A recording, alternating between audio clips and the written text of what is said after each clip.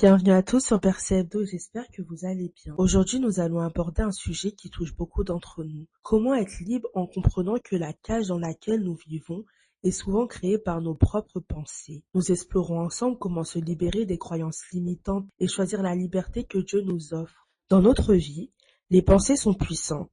Elles peuvent soit nous élever, soit nous enfermer dans une cage invisible. Jésus a dit dans Jean 8,32 « Vous connaîtrez la vérité et la vérité vous affranchira ». La vérité de Dieu est une clé pour nous libérer des mensonges et des croyances limitantes que nous nous imposons.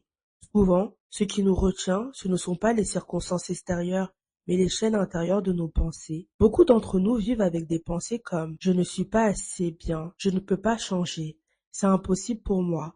Ces pensées deviennent des prisons mentales. Mais rappelons-nous que Romains 12,2 nous encourage à ne pas nous conformer au siècle présent, mais à être transformés par le renouvellement de notre intelligence. Il s'agit de se libérer et de renouveler nos pensées par la parole de Dieu. L'expérience joue un rôle important dans notre cheminement spirituel. En tant que chrétiens, on traverse des moments difficiles qui nous forgent. C'est dans ces épreuves que nous comprenons mieux la tristesse, la douleur et même l'humiliation. Jésus lui-même a traversé ces mêmes souffrances. Hébreux 4,15 nous rappelle que nous n'avons pas un souverain sacrificateur incapable de compatir à nos faiblesses.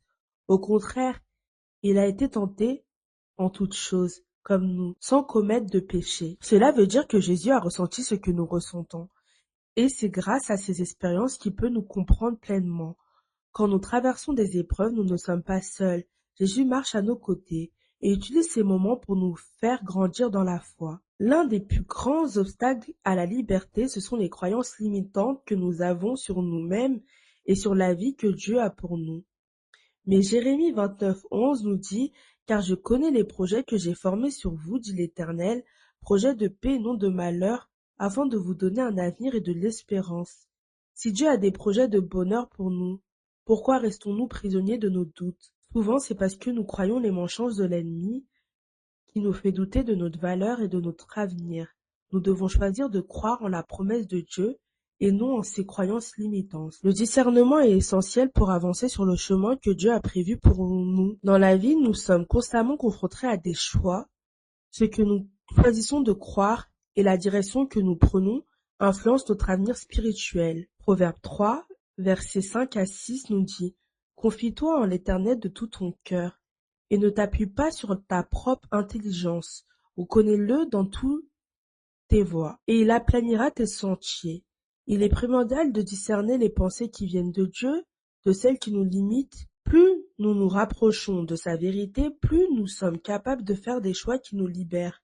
En résumé, pour être vraiment libre, il faut commencer par renouveler nos pensées à la lumière de la parole de Dieu.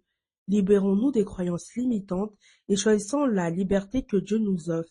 Chaque jour est une opportunité pour vivre pleinement dans la liberté que Christ nous a donnée. Je vous encourage à méditer sur ces versets, à demander à Dieu de renouveler vos pensées et à faire confiance à son plan pour votre vie.